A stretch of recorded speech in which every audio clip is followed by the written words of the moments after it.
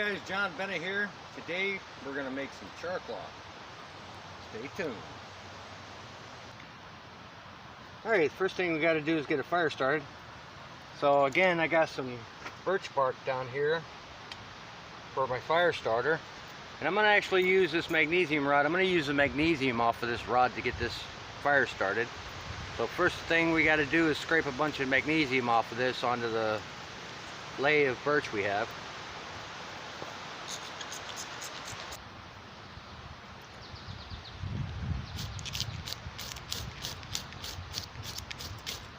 See flame.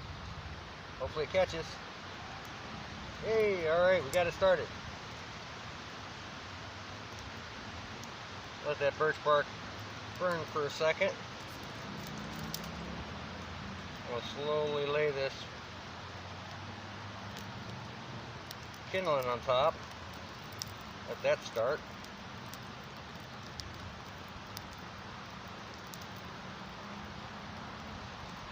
We'll be back with you when we get a roaring fire started. Alright, got a decent fire going. I just got this old puzzle tin. I like it because it's a little bigger than Altoid's tin and it doesn't have a hinge. But I got a little hole here. I usually put a little piece of Gorilla Tape over, but I got to take that off for charring stuff. And then we got some cut up pieces of denim or blue jeans here in this Ranger band. I'm going to go ahead and place those in here loosely. Put about 10 in there. I only need about 5 or 10 minutes in this fire to char it. And char-cloth is just that, just charred cloth.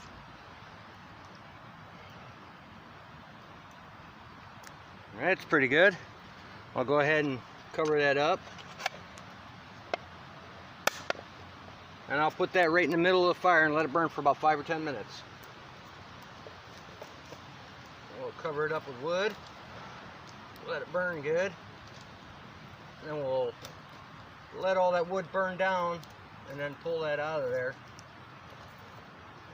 Really don't want to cover that top hole because that's where all that gas is going to escape.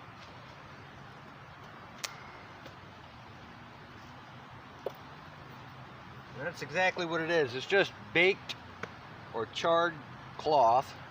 I like denim because it's a little thicker. As long as it's 100% cotton, this denim's 100% cotton. But see that smoke coming out of that hole there?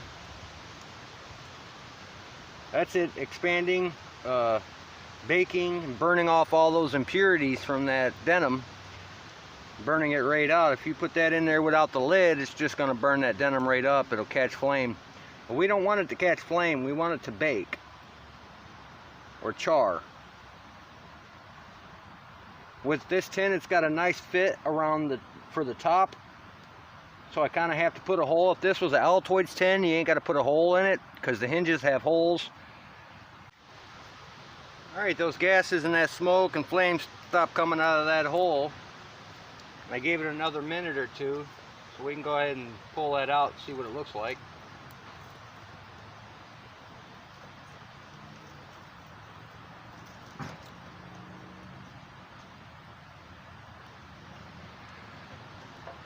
First of all, I'm going to have to let it cool. We'll let this cool off for about 10 minutes. And there we go. Charred cloth.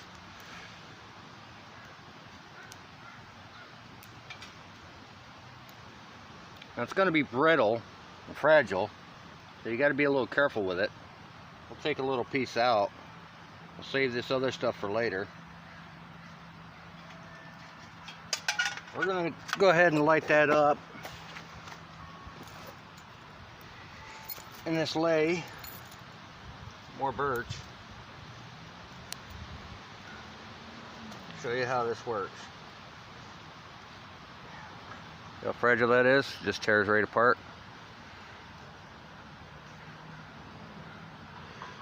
The more contact, the better. So I'm going to wad this up just a little bit so we get more points of contact. I'm going to lay it in here like that. Throw some barch on top. We'll give it a spark, see where it goes. I'm not going to use the magnesium, I'm just going to use the ferro rod on it. See, one little spark. Got a little burning ember. See if I can get that going.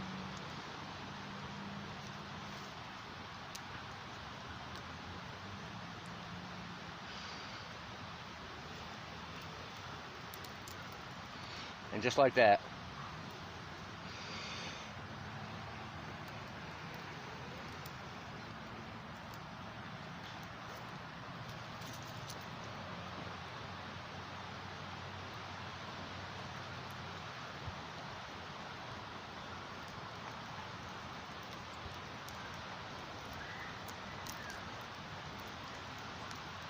One little spark off that ferro rod with no magnesium, nothing else. Just a hint of one little spark off that ferro rod. That lit that birch bark right up.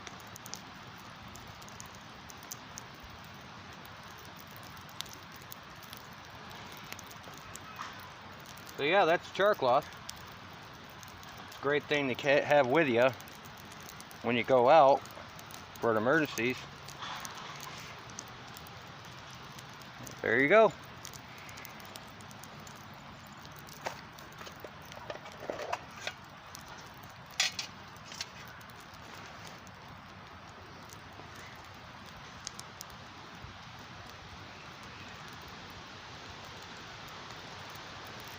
So you could actually tear that in a third and use a third of what I used to start that fire, especially with that birch bark.